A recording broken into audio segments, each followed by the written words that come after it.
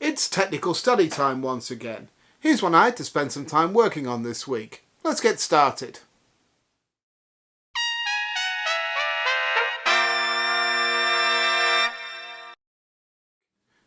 Hi, I'm Brian from Airflow Music. Welcome back to another Exercise of the Week video. In this video I have another alternative technical study for you. It's another example of how the inner parts from arrangements can yield some interesting things to play.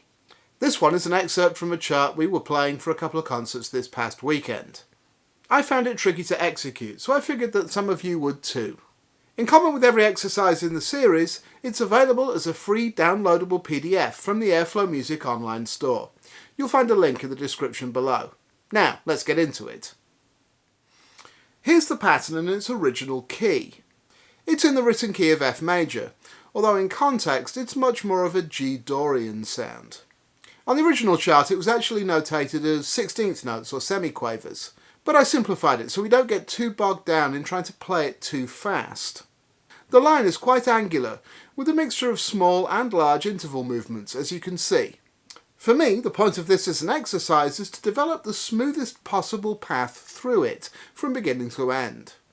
Unless you practice a bunch of stuff like this all the time, this is going to require some time spent going slowly.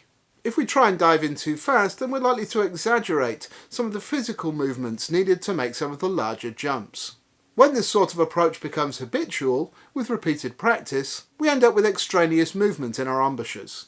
Getting this sort of thing going smoothly, with fewer moving parts, will let us get it going faster in the end, and be good practice for better overall habits. Of course, if we play this in all 12 keys and over a couple of octaves, we'll get even more value. We'll get to work on our fingers and deal with the various challenges associated with playing this kind of thing in different registers. Let's start out in the lower register, playing the first line slurred, nice and slowly. When you're practicing this for the first time, don't worry too much about the tempo. Just find your way through the line slowly.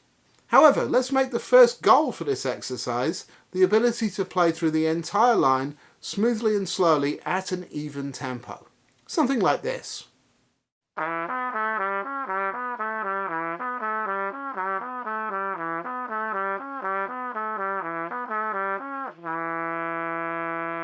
Once you can slur your way through it smoothly, then work on single-tonguing it, so you can alternate repeats slurred and tongued. I prefer a very tenuto tongue to begin with no gaps between the notes. That sounds something like this.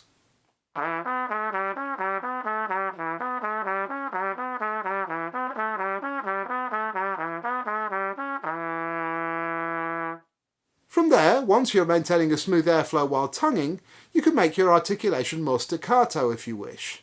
That really depends on what kind of music you regularly play.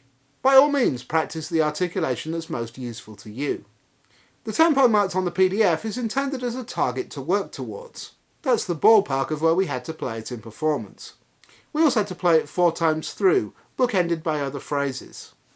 To have some fun with this, let's set a practice challenge for this exercise of the week.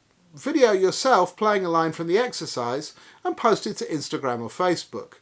Be sure to tag @AirflowMusicNYC and use the hashtag EOTW52. I'll reshare all your renditions on my story on those sites. Here's my entry, which I'll post over there too. I'm sure you can do better than I can.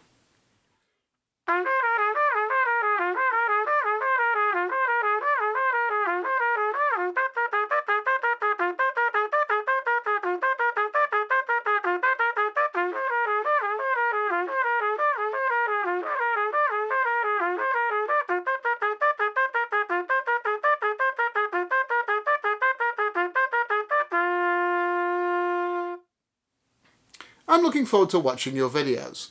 Remember, smoothness is what we're looking for here. If you have any questions about this exercise or I missed explaining something, please comment below. Also, if you'd like to suggest any topic for me to make a video about, I'd love to hear from you. The comments on these videos have been getting much busier lately, which is fantastic. Let's keep it going. If you found this video helpful, please hit that like button and subscribe to my channel if you haven't already. I'll be back with another exercise of the week next Monday. In the meantime, go practice.